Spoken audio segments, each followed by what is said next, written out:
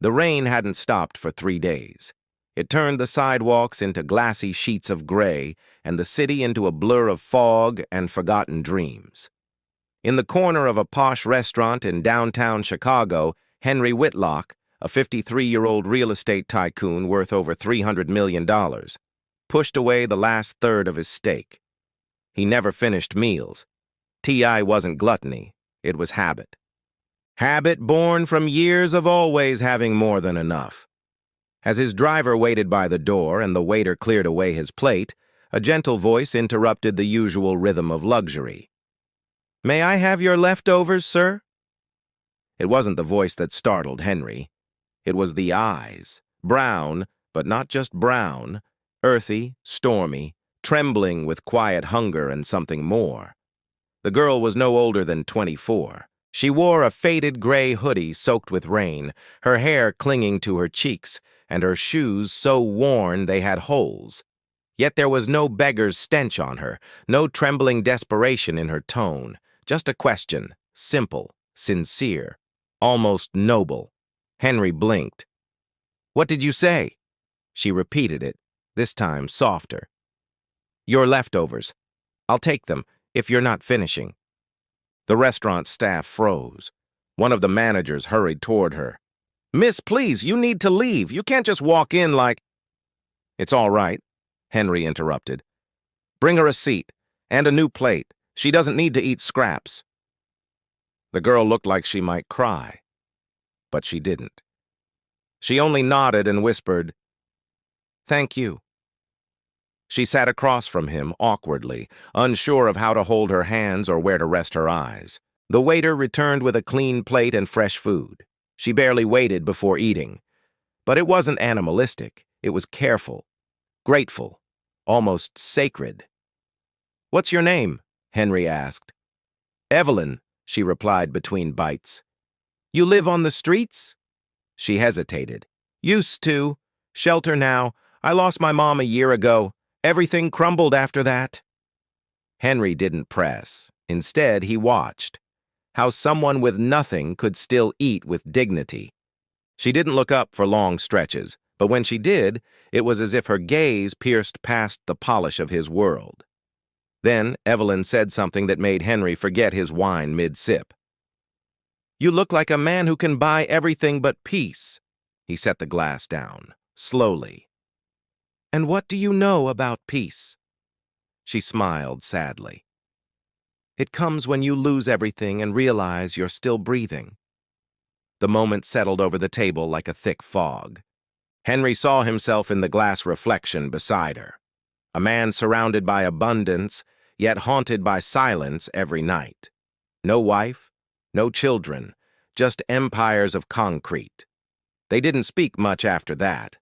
But when she finished her meal, Evelyn stood. "Thank you for not letting them throw me out. Where are you going now?" She shrugged. "Back to the shelter. Or the library. Depends who lets me in first." "Let me give you a ride." Evelyn shook her head. "Thank you, but some things I have to walk alone." With that, she walked into the storm again. Henry watched until her frame dissolved in the rain. That night, he didn't sleep.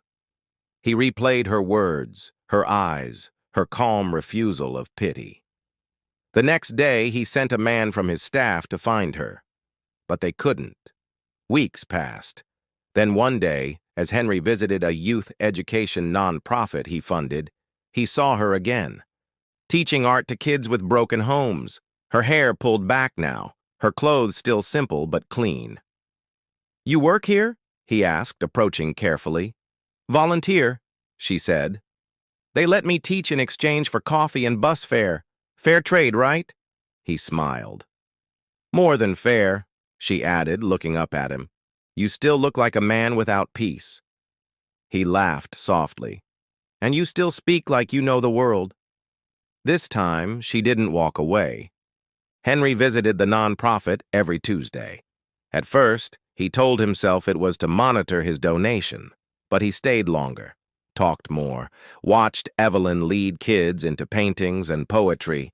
She never spoke about her past unless asked, but slowly, the pieces fit together. Her father had died young. Her mother raised her cleaning offices until cancer stole her away. Evelyn had tried college, dropped out when she couldn't pay. For a while, she waitressed, then slept in subways. Eventually, she found a shelter that offered both soup and silence. Yet through it all, she never begged, never cursed fate, just adapted. Henry started sending anonymous donations to the shelter she mentioned. He arranged job offers. She declined most of them. "I'm not done here," she said. "These kids need more than jobs. They need stories." One afternoon, after an art class, a boy showed her a painting of a torn house with a golden light coming from inside. "That's you," he told Evelyn. "You make the broken things shine." Henry overheard. That night, he called his lawyer. He wanted to set up a foundation, one in Evelyn's name, focused on education and shelter reform. But when he brought it up to her, she didn't look impressed. She looked wary. "Why are you doing this?" she asked. "Because you remind me what matters." "And what matters?" He paused. "Connection, purpose, people." She nodded, then added, "Then let me help build it, not just lend my name." He agreed. For months, they worked side by side, building the foundation, writing the mission, hiring real survivors, not just polished names. Evelyn became the heart of the program. And Henry? He started smiling again. Then one day, the news broke. A headline: "Millionaire Whitlock accused of bribery in zoning scandal." It was an old case. A land deal from years ago that turned up shady connections. Evelyn saw it on a bus ad. Her hands trembled. She waited until evening, walked straight into Henry's penthouse. "Is it true?" she asked. He sighed. "Not entirely, but I made mistakes. I looked the other way when I shouldn't have." "Then fix it." "It's not that simple." She stared at him with the same look from the restaurant that first night. "Then make it simple, or everything we're building means nothing." The next morning, Henry called a press conference, admitted partial fault, offered reparations, donated land back to public housing. It cost him millions, but earned him peace. And Evelyn? She stood behind him during that speech, not as a trophy, as a partner. A year later, the foundation opened its first shelter school hybrid, named Golden House. One wall bore a plaque with a quote, "She asked for leftovers and gave me a future." Henry never ate alone again, and Evelyn never walked in the rain without an umbrella. The miracle? It wasn't money, it was redemption. One born from a glance, a question, a meal. Moral of the story: sometimes miracles don't roar, they whisper, and those who have the least can end up giving the most.